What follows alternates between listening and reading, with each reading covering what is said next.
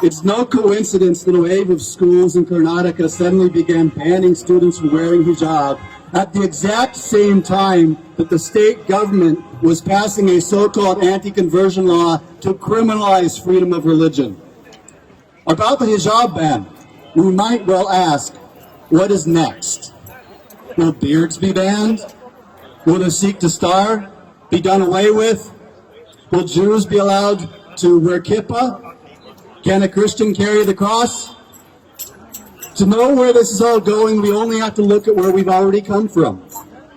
Banning the hijab is just one more step on India's long, torturous, and already far progressed march on the road towards fascism. In the past 8 years of the Modi regime, we've already seen masses of laws telling you what you can't eat. Masses of laws telling you who you can and cannot love. Masses of laws telling you which religion you're allowed to follow. A law making religion the basis for even acquiring citizenship, and a law compelling you to prove you are a citizen. The hijab is banned today, but for years we have seen a wave of lynchings by extremist groups associated with the ruling party. Yes, we've seen countless occasions where Muslims were lynched by Hindu nationalist radicals, and then the killers were honored by top leaders in the ruling party. We've seen too many incidents to remember, from the most rural backwaters of India to the metropolis of Delhi, the capital of the country itself, where Muslims are intimidated, harassed, humiliated, beaten, and tortured simply because they are Muslims who dare to walk the streets of India. Shame! Shame! And it's been a more quietly simmering persecution for the past 8 years. But it has slowly ratcheted up and up and up to the point that Indian Christians are too beginning to fall under the threshold. Persecution of Christians in India last year skyrocketed so much that Indian Christians themselves described it as a year of fear and the most violent year they have experienced.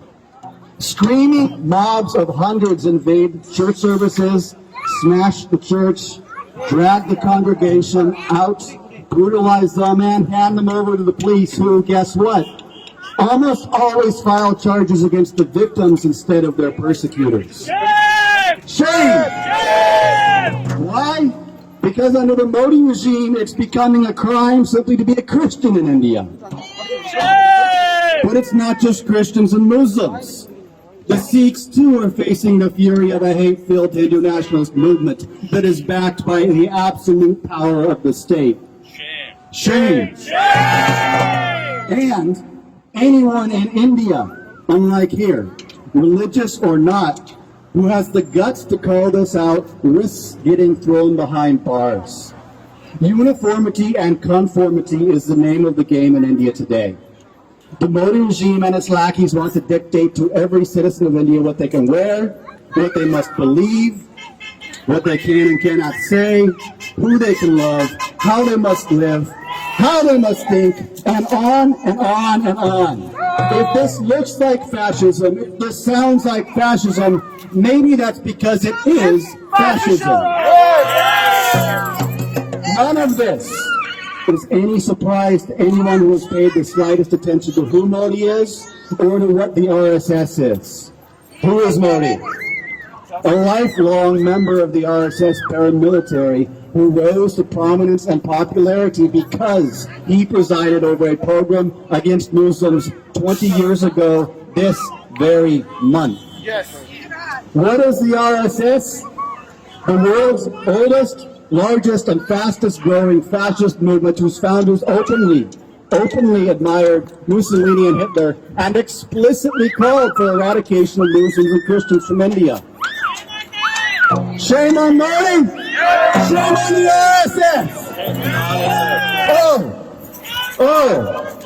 And the RSS had already acted on that genocidal call by perpetrating perhaps a dozen large-scale pogroms against Indian Muslims and Christians since 1947. Well, with Modi and the RSS holding the reins of power in India since 2014, Intense and ever-increasing persecution of religious minorities is only to be expected. After all, we already saw Modi do it before he became Prime Minister of the whole country. And the RSS already told us decades ago that that was their goal and showed us that they were willing to put hate into action. No. The only surprise here is that the rest of the world is turning a blind eye to the risen, and I say the risen, fascism of Modi's India. The only surprise here is that no one in the U.S. government noticed as Modi's regime passed one marker of fascism after another after another. The only surprise here is that Americans haven't woken up to the reality that a fascist India poses a global risk. Will we wait until this turns into an actual genocide? Something that the dominant and domineering Hindu nationalist movement of India has told us in so many words repeatedly over just the past 3 months they want to perpetrate? Or will we wake up and smell the fascism before it's too late? Thank you.